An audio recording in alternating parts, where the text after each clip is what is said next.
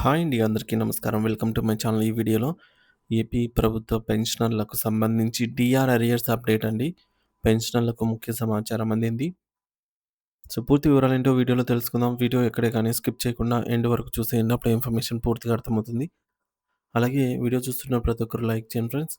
ఈ వీడియోని తోటి పెన్షనర్ మిత్రులతో అయితే షేర్ చేయండి. కొత్తగా మన ఛానల్ చూస్తున్నవారు ఇంకా ఎవరైనా సబ్స్క్రైబ్ చేసుకోకపోతే వెంటనే మన ఛానల్‌ని సబ్స్క్రైబ్ చేసుకోండి. సబ్స్క్రైబ్ చేసుకోవడం వల్ల నేను చేసే ప్రతి ఒక్క వీడియో మీ వరకు రీచ్ అవుతుంది. ఇక ఆలస్యం చేయకుండా వివరాల్లోకైతే వెళ్ళిపోదాము. ఫ్రెండ్స్, ఇక విషయానికొచ్చినట్టయితే ఆంధ్రప్రదేశ్ రాష్ట్రంలోని గౌరవనీయ పెన్షనర్లకు మరియు వారి కుటుంబ సభ్యులకు ఆదాయపు పన్ను నిబంధనలు మరియు పెండింగ్‌లో ఉన్న డీఆర్ బకాయిలకు సంబంధించి ప్రభుత్వం మరియు ఆదాయపు పన్ను శాఖ నుండి అందిన అత్యంత కీలకమైన సమాచారం తెలుసుకుందాము. ముందుగా ఆదాయపు పన్ను రిటర్న్స్ దాఖలు చేయడంపై ప్రభుత్వం మరియు ఐటీ శాఖ విధించిన కొన్ని ప్రత్యేక నిబంధనల గురించి ప్రతి పెన్షనర్ తప్పనిసరిగా అవగాహన కలిగి ఉండాలి. సాధారణంగా పెన్షన్ వచ్చే ప్రతి ఒక్కరూ తాము పన్ను పరిధిలోకి రామని భావిస్తుంటారు. కానీ ఆధునిక డిజిటల్ యుగంలో మీ పాన్ కార్డ్ ఆధారంగా మీరు చేసే ప్రతి పెద్ద ఆర్థిక లావాదేవీ ఆదాయపు పన్ను శాఖ నిశితంగా గమనిస్తుంది.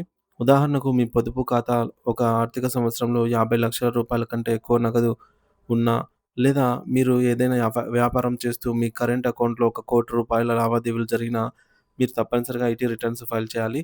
అలాగే మీ వివిధ రకాల ఆదాయాలపై బ్యాంకు వారు గానీ, లేదా ఇతర సంస్థలు గానీ సంవత్సరానికి రూ. 25,000 కంటే ఎక్కువ టీడీఎస్ కట్ చేసినట్లయితే, మీ ఆదాయం పన్ను పరిమితి కంటే తక్కువ ఉన్నప్పటికీ రిటర్న్స్ దాఖలు చేయడం చట్టరీత్యా అవసరమే.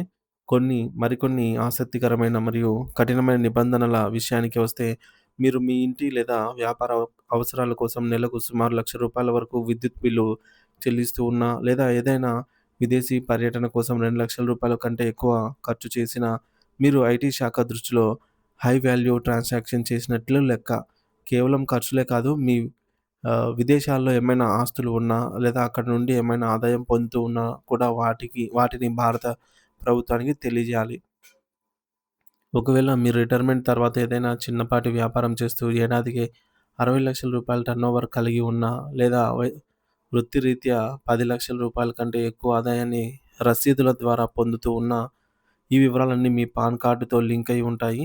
ఆదాయపు పన్ను శాఖ వద్ద ఉండే ఆహ్, ఏఐఎస్ యాన్యువల్ ఇన్ఫర్మేషన్ స్టేట్మెంట్ మరియు ఫార్మ్ 26 ఏఎస్‌లలో మీ ఆర్థిక చరిత్ర మొత్తం నిక్షిప్తమై ఉంటుంది. కాబట్టి ఎటువంటి తప్పులకు తావు లేకుండా జూలై 31వ తేదీలోపు మీ ఐటీ రిటర్న్స్‌ను ఖచ్చితంగా ఫైల్ చేయవలసిందిగా అయితే సూచించడమైనది.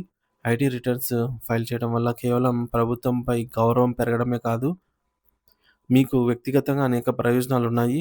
మీరు ప్రతి సంవత్సరం రిటర్న్స్ ఫైల్ చేయడం ద్వారా మీ ఆదాయం మరియు మీరు చెల్లించిన పన్ను వివరాలకు సంబంధించిన ఒక చట్టబద్ధమైన రికార్డు మీ వద్ద ఉంటుంది.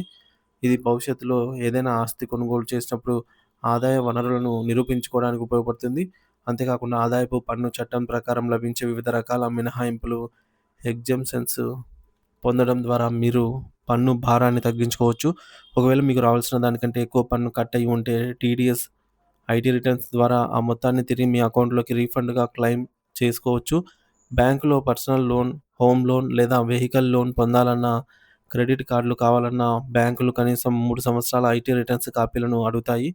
అన్నిటికంటే ముఖ్యంగా వరుసగా 3 సంవత్సరాలు ఐటీ రిటర్న్స్ దాఖలు చేసేవారికి ప్రమాదవశాత్తు జరిగే నష్టాలకు సంబంధించి యాక్సిడెంటల్ ఇన్సూరెన్స్ పొందే అర్హత కూడా లభిస్తుంది.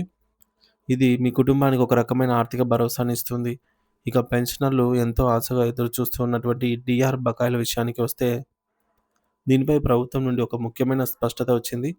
గతంలో సంక్రాంతి పండుగ సందర్భంగా ప్రభుత్వం జూలై 1, 2018 నాటి డీఆర్‌కు సంబంధించిన 30 నెలల భారీ బకాయిలను విడుదల చేసిన సంగతి మనందరికీ తెలిసిందే.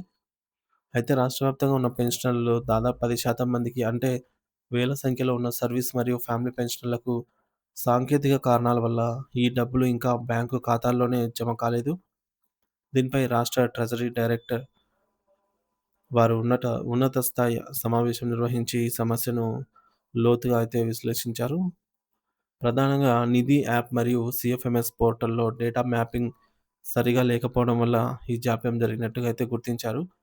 మరి ఈ సమావేశంలో డైరెక్టర్ గారు మాట్లాడుతూ, బకాయిలు రాని వారు పెన్షనర్లు ఎవరు కూడా ఆందోళన చెందాల్సిన అవసరం లేదని, మార్చి నెల జీతాలు, పెన్షన్లతో పాటు లేదా అంతకంటే ముందే మార్చి నెలాఖరులోపే పెండింగ్‌లో ఉన్న ఈ 30 నెలల డీఆర్ బకాయిలను ప్రతి ఒక్కరి ఖాతాలో జమ చేస్తామని హామీ ఇచ్చారు.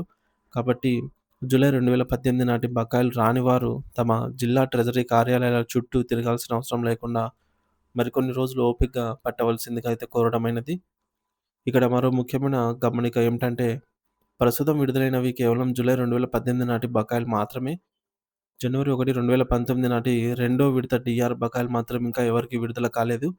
ఈ విషయంలో ఉద్యోగులు మరియు పెన్షనర్ల మధ్య నెలకొన్న గందరగోళాన్ని తొలగిస్తూ కేవలం మొదటి విడత బకాయిలు మాత్రమే ఇప్పుడు ప్రక్రియలో ఉన్నాయని ప్రభుత్వం స్పష్టం చేసింది. ప్రతి పెన్షనర్ ఈ విషయాలను గమనించి ఒకవైపు తమ ఆర్థిక రికార్డులను సరిచూసుకుంటూనే మరోవైపు రాబోయే బకాయిల కోసం వేచి ఉండాలి అని అయితే కోరటమైనది.